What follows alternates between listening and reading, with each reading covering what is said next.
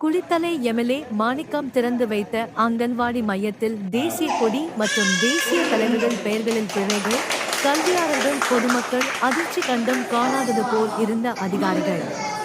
கரூர் மாவட்டம் குளித்தலை ஒன்றியம் சத்தியமங்கலம் ஊராட்சி ஐயர்மலையில் மகாத்மா காந்தி தேசிய ஊரக வேலை உறுதி திட்டம் 2022 முதல் 23 வரை ரூபாய் 11.97 லட்சத்தில் கட்டி முடிக்கப்பட்ட அங்கன்வாடி மையம்.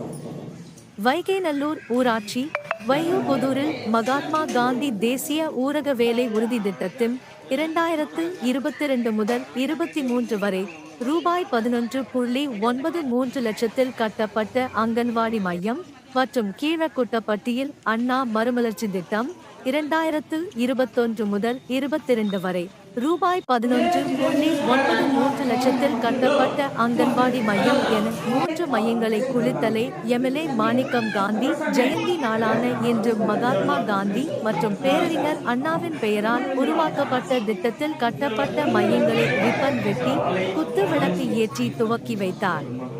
துவக்கி வைத்த அங்கன்வாடி மைய கட்டிடத்திற்குள் குழந்தைகள் கற்பதற்காக வரையப்பட்டு இருந்த தேசிய கொடி, தேசிய தலைவர்களின் படங்கள், பழங்கள் மற்றும் காய்கறிகள் ஆகியவற்றின் கீழ் எழுதப்பட்டிருந்த எழுத்துக்களில் பிழைகள் இருந்ததால் கல்வியாளர்கள் பொதுமக்கள் அதிர்ச்சி அடைந்தனர். மகளிர் செல்வங்கள் கற்றுக்கொள்வதற்காக வரையப்பட்ட வரைபடங்களில் எத்தனை பிழைகளாகி கேள்வி எழுப்பினர்.